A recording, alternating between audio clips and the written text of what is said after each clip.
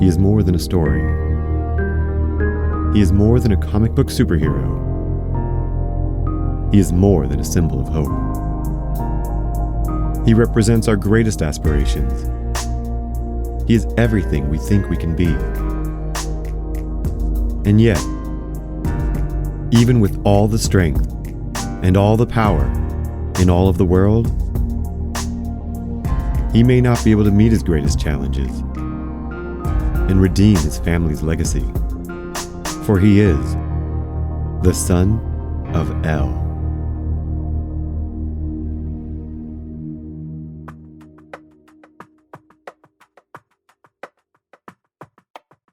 Prologue. When Krypton returns. You would think that being the strongest person in the world would make life easier. That having what seems like infinite power would solve any problem.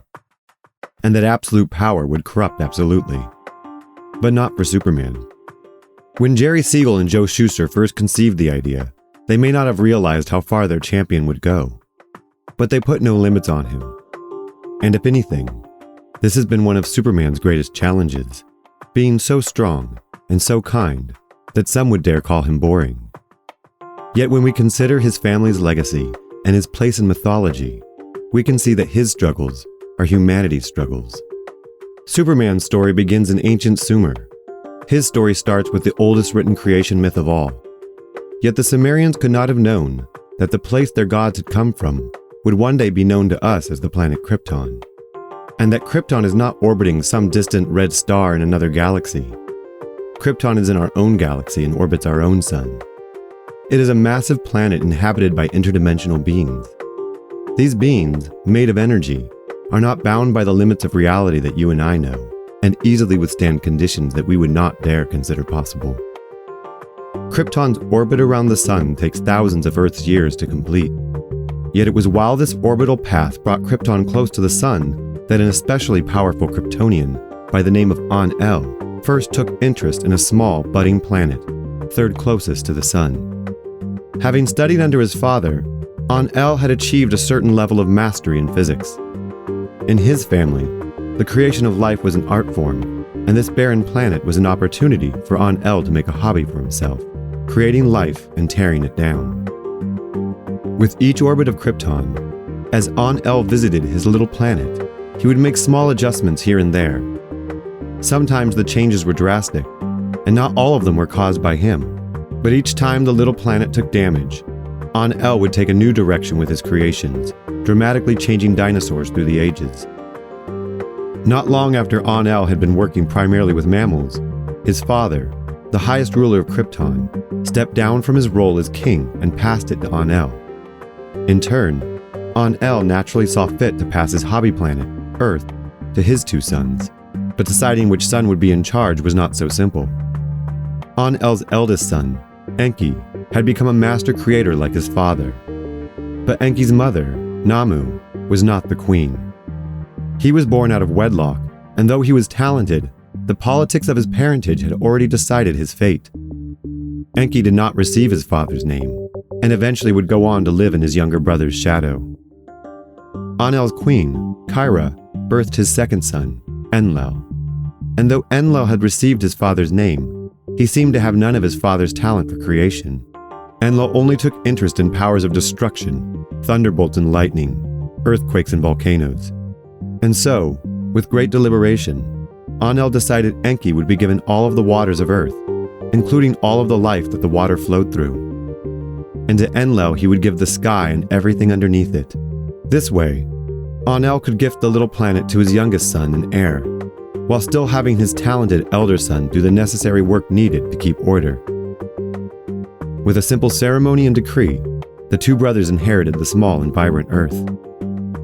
So close to the sun, Earth became the summer home to the Kryptonians. But vacations on their new wild world soon became tiresome. "Brother, don't you think we'd be better off with servants?" Enlil suggested one lazy afternoon. "Made just to take care of us when we're on this rustic little planet." Before Enki could recommend otherwise, Enlil continued. "They shouldn't just perform our bidding. They should amuse us as well. Don't you think? Will you make them to amuse us?" Enki knew the difference between when his brother was asking for something and when he was being told what to do. You want people for pets. How shallow must you be to come up with such petty desires? Enlil shot his brother a cross look. Do not test my patience. To avoid his brother's wrath, he chose to do as he was ordered, creating subservient slaves for the Kryptonians summering on Earth. Yet the resulting creations were a kind of people, similar to their makers, but slow and stupid. This frustrated Enlil to no end. He would become furious with their clumsy incompetence. At times, he would be so infuriated he would wipe out entire civilizations of these proto-humans, and demand his older brother make them again. To satisfy Enlil, Enki would recreate these servant people, making a few adjustments here and there, but he never took the matter too seriously. Many Kryptonian years passed in this way, until Enlil could no longer contain his dissatisfaction. Enki's pathetic creations were shown no mercy. In a fury and rage of thunder and magma, he wiped out nearly every one of the people his brother had made, and demanded Enki make them again, but this time properly. They had to stop being so horribly flawed. And Enki agreed. They were flawed.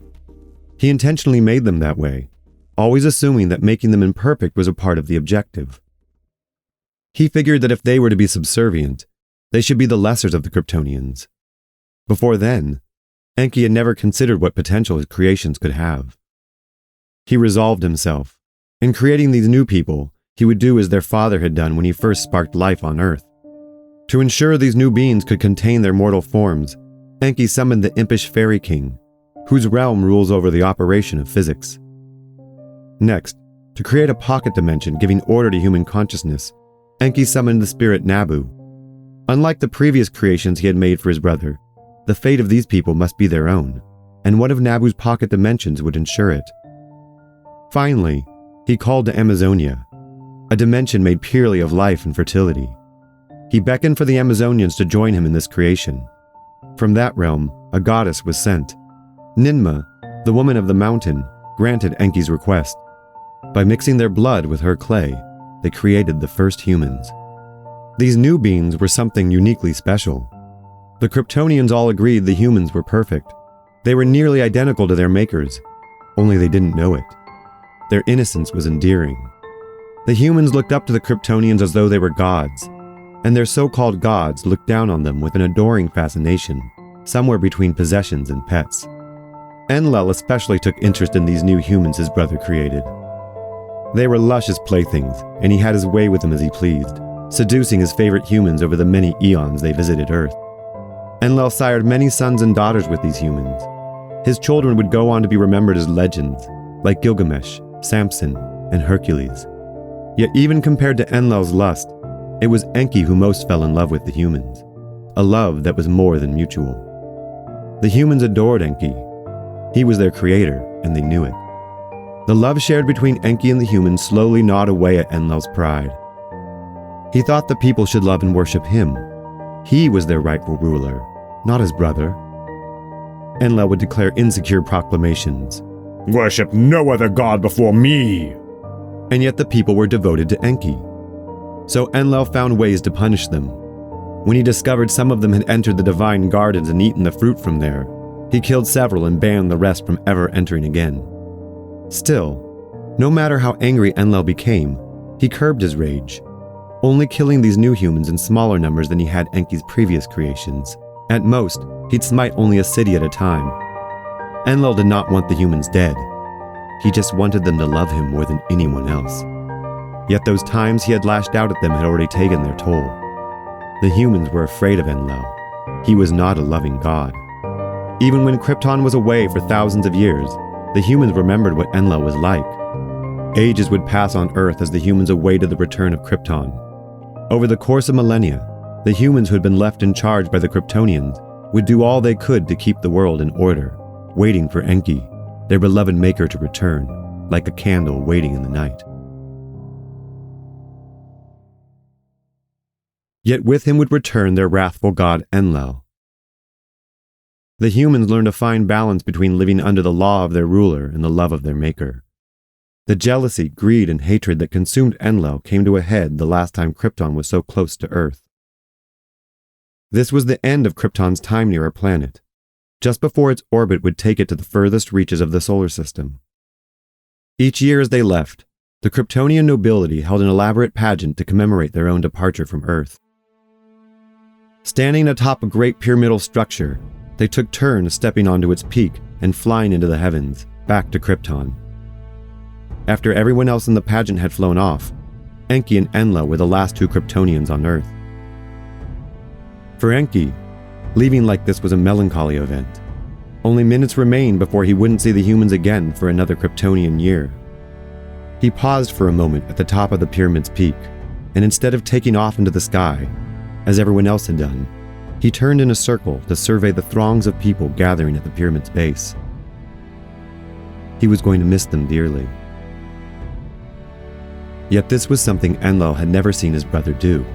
It was similar to what he, Engel, had always done each year, when he was the last to leave. But to see his brother have this moment while he, the king, stood literally beneath him was something intolerable. This would be the last moment the humans would see them for many human generations.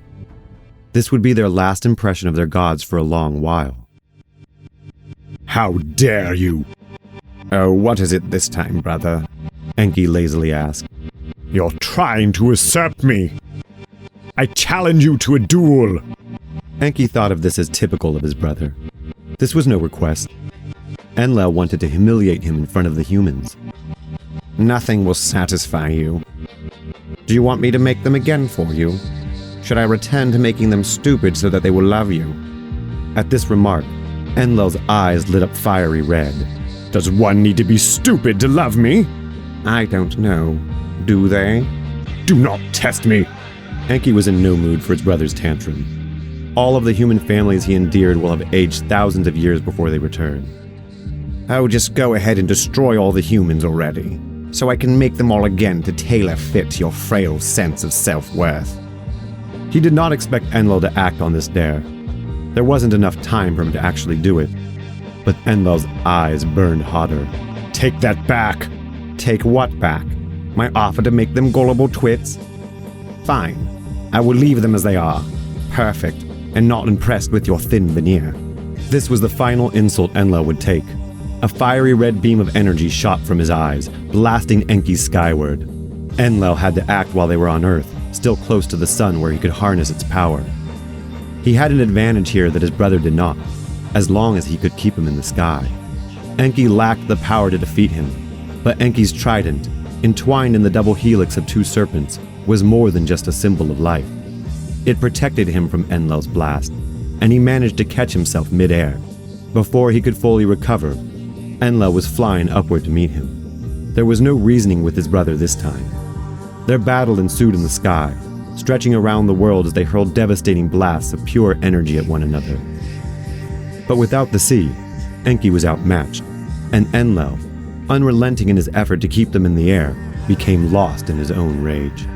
He had forgotten his original objective of dominating Enki in front of the humans. Enki's taunting had pushed him too far. Before Engel knew what he had done, he unleashed the power of a small sun on his brother. When it dissipated, there was nothing left of Enki.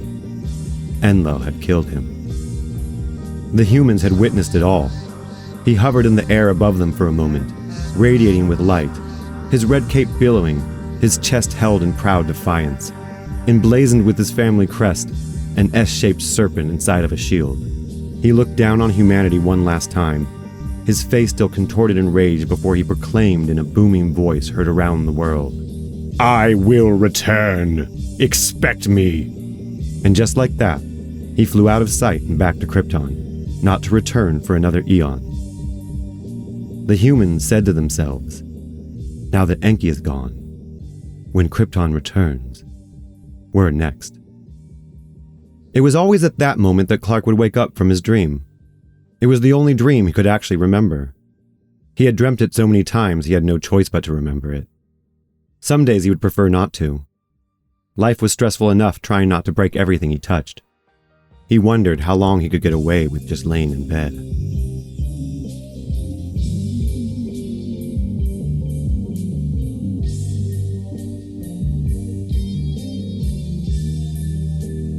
Thank you for listening. I'm Isaac Bluefoot. Son of El is written and produced by myself.